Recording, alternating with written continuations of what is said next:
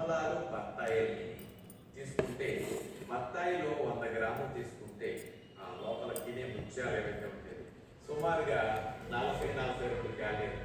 కమలాలు తీసుకుంటే 45 క్యాలరీలు ఉన్నాయి. షుగర్ పేషెంట్స్ కానీ కొలెస్ట్రాల్ తగ్గాలనుకునేవారు కానీ ఎల్డిఎల్ బ్యాడ్ కొలెస్ట్రాల్ తగ్గాలనుకునేవారు, అట్లాగే హెచ్డిఎల్ గుడ్ కొలెస్ట్రాల్ పెరగాలనుకునేవారు, బ్లడ్లో ఫ్యాట్ ఎక్కువ అబ్జార్బ్ కాకుండా ఉండాలి, మన ఫ్యాట్ ఫుడ్ తింటున్నా ఈ ఫ్యాట్ బ్లడ్లో ఎక్కువ అబ్జార్బ్ అవ్వకుండా రక్షించుకుంటే బాగుంటునేవారికి కమలాల్ని బత్తాయిల్ని రసంగా త్రాగడం బదులుగా తింటే మంచిది. ఎందుకు? ఏ కాలంలో ఏ దొరికినా కమలాలు దొరికినా లేదా బత్తాయిలు తినాల్సి వచ్చినప్పుడు కొంతమంది రోడ్డు మీద ఏం చేస్తారంటే నమ్మేటప్పుడు మచ్చికాయలు కొద్దిగా తయారవ్వడానికి కోసేసి వాటిని కారబడేసి ముగ్గినట్టు రంగు వచ్చేసి అమ్ముతారు. పొల్లగా ఉంటే పళ్ళు అలాంటివి బాగా తయారైన మంచి సైజు ఉండి చెట్టు మీద బాగా తయారైన చూసారా అలాంటి కమల బత్తాయిలు నాకు పురుకొండలు పళ్ళు పొలవకుండా ఎనామిల్ ఇరిటేట్ అవుతుంది.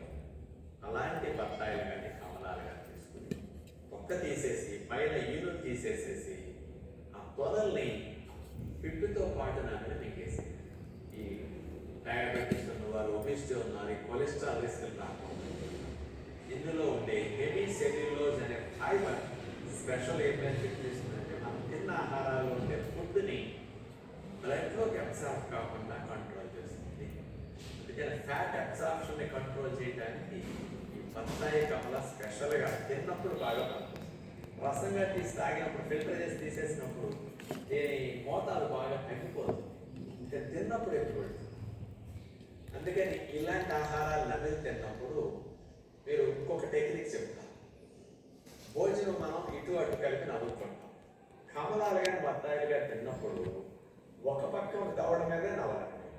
ఈ ఒక సైడ్ పంట కింద పెట్టుకుని నమిలితే ఒకవేళ పన్ను పులిసింది అనుకోండి లైట్గా కడిగినందుకు భోజనం తినడు ఇంకో పక్క నమిలితే సరిపోతుంది. నెక్స్ట్ టెక్నిక్ బట్టి నార్మల్ అయిపోతుంది.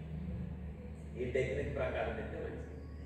ఈ కమలాలు బత్తాయిలు తిన్నప్పుడు ఏమవుతుందంటే ఇందులో ఉండేలాంటి మంచి ఫైబర్ వల్ల ప్రేగుల్లో ఉండే మంచి బ్యాక్టీరియాలు బాగా తిని అవి డెవలప్ అవుతాయి.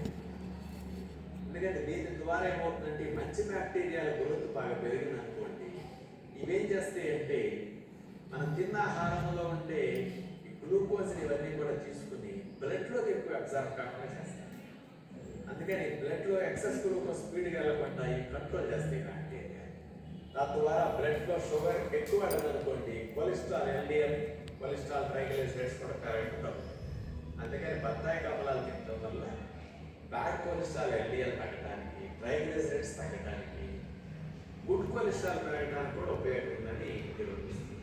అందుకని ఈ బెనిఫిట్స్ మనకు రావడానికి ఇలాంటి వారి కమలాలని బత్తాయిని 2, 3, 4 గంటల నాలుగు పెట్టుతో పాటు మింగేయడం అనేది సుఖ విరోచన అవడానికి, డైజెషన్ సమస్యలు తొలగించడానికి, బ్యాడ్ కొలెస్ట్రాల్ని తగ్గించుకోవడానికి, గుడ్ కొలెస్ట్రాల్ పెంచుకోవడానికి, ఫ్యాట్ అబ్జార్ప్షన్ తగ్గించుకోవడానికి అద్భుతంగా పనికొస్తుందని నిరూపించిన వారు 2016 సంవత్సరంలో Queens medical center, university of Nottingham, UK వారు దీని మీద పరిశోధన చేసి ఇట్లా లాభాలు అందిస్తున్నాయి ఆరెంజెస్ కనుక తీసుకున్నప్పుడు అని ఇవ్వడం జరిగింది.